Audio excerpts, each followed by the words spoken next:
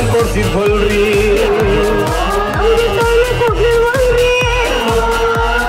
ಹತ್ರ ಬರ್ಲಿಲ್ವಲ್ರಿ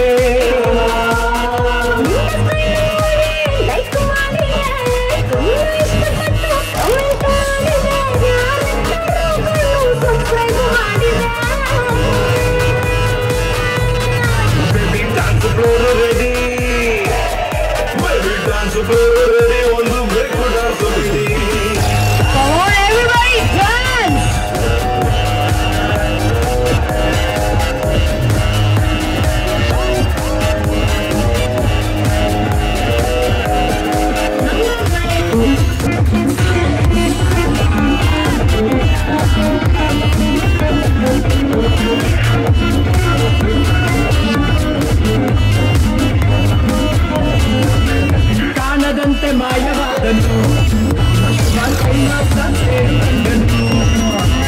ಕಾಣದಂತೆ ಮಾಯವಾದನು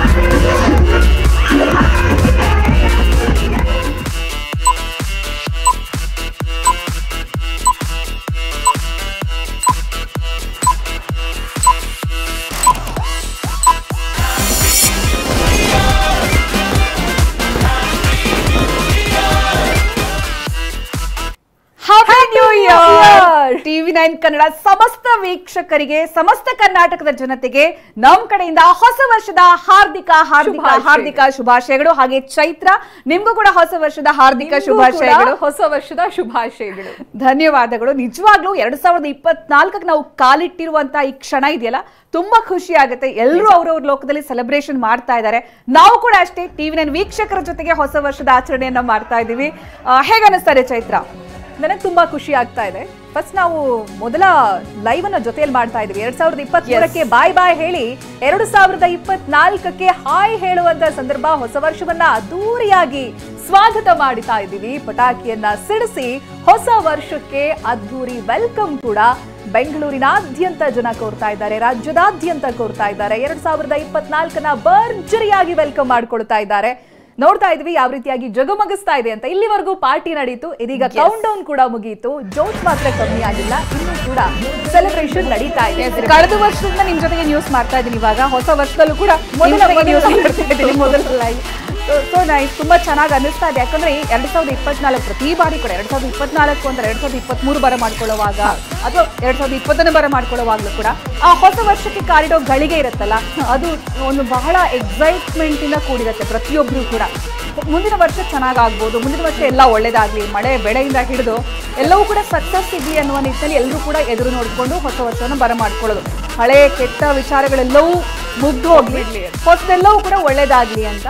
ಅಫ್ಕೋರ್ಸ್ ನಮ್ಮ ಯುಗಾದಿ ಹೊಸ ವರ್ಷ ಅಂತ ಏನು ಆಚರಣೆ ಮಾಡ್ತೀವಿ, ಇದು ಈ ಹೊಸ ವರ್ಷ ಒಂದು ರೀತಿಯ ಸಂಭ್ರಮಾಚರಣೆಗೆ ಮೀಸಲು ಅನ್ನುವ ರೀತಿಯಲ್ಲಿ ಎಲ್ಲರೂ ಕೂಡ ಅದನ್ನ ಆಚರಿಸ್ತಾ ಬರ್ತಾರೆ. ಅದರಲ್ಲೂ ಕೂಡ ಬೆಂಗಳೂರಲ್ಲಿ brigade road, church street, MG road, Koramangala, Indiranagar ಎಲ್ಲ ಈ ಸೆಲೆಬ್ರೇಷನ್ಗಳಿಗೆ ಹಾಟ್ ಸ್ಪಾಟ್ಗಳು. ಅಲ್ಲಂತೂ ಅಲ್ಲೇ ಹೋಗಿ ಸೆಲೆಬ್ರೇಟ್ ಮಾಡಬೇಕು ಅಂತ ಒಂದು ವರ್ಷದಿಂದ ಪ್ಲಾನ್ ಮಾಡ್ಕೊಂಡಿರೋರು ಕೂಡ ಇದ್ದಾರೆ. ಬೇರೆ ಬೇರೆ ಊರುಗಳಿಂದ ಬೆಂಗಳೂರಲ್ಲಿ ಸೆಲೆಬ್ರೇಟ್ ಮಾಡೋದಕ್ಕೆ ಅಂತ ಬರೋರು ಇದ್ದಾರೆ. ಹಾಗಾಗಿ ನಾವು ಬರೀ ಬೆಂಗಳೂರಿಗೆ ಮಾತ್ರ ಸೀಮಿತ ಅಲ್ಲ ಈ ಆಚರಣೆಗೆ. ಕರ್ನಾಟಕದ ಬೇರೆ ಬೇರೆ ಜಿಲ್ಲೆಗಳಲ್ಲೂ ಕೂಡ, ಈಗ ಹುಬ್ಳಿಯಲ್ಲಿ ನಾವು ಗಮನಿಸಿದ್ವಿ ಯಾವ ರೀತಿ ಅದ್ದೂರಿಯಾಗಿ ಆಚರಣೆ ಮಾಡಿದ್ರು ಅಂತ. ಮಂಗಳೂರಲ್ಲಂತೂ ಅದೇ ಒಂದು ವಿಶೇಷವಾಗಿ ಅದಕ್ಕೋಸ್ಕರ ಸಾಕಷ್ಟು ಈವೆಂಟ್ಗಳು ನಡೆಯುತ್ತೆ. ತುಂಬಾ ಜನ ಅಲ್ಲಿಗೂ ವಿಸಿಟ್ ಮಾಡ್ತಾರೆ ಪ್ರವಾಸಿಗರಾಗಿ ಹೊಸ ವರ್ಷಾಚರಣೆ ನೋಡೋದಕ್ಕೆ. ಅದರಲ್ಲೂ ಕೂಡ ಸಮುದ್ರದ ಸೈಡಲ್ಲಿ ಹೊಸ ವರ್ಷಾಚರಣೆ ಇರುತ್ತಲ್ಲ, ಬಹಳ ವಿಭಿನ್ನವಾಗಿರುತ್ತೆ. ಅಂದ್ರೆ ಆಯಾ ಜಿಲ್ಲೆಗಳ ನೇಟಿವಿಟಿಯಲ್ಲಿ ಏನು ಸ್ಪೆಷಾಲಿಟಿ ಇದೆ ಅದಕ್ಕೆ ತಕ್ಕಂತೆ ನ್ಯೂ ಇಯರ್ ಸೆಲೆಬ್ರೇಷನ್ ಮಾಡೋರು ಕೂಡ ಇದ್ದಾರೆ. ಸೊ ಒಂದಷ್ಟು ಜನ ಬೇರೆ ಬೇರೆ ಕಡೆ ಪ್ರವಾಸ ತಾಣಗಳಿಗೆ ಹೋಗಿ ಸೆಲೆಬ್ರೇಟ್ ಮಾಡ್ತಾರೆ, ಇನ್ನೊಂದಷ್ಟು ಜನ ಮನೇಲೇ ಕೂತ್ಕೊಂಡು ಸೆಲೆಬ್ರೇಟ್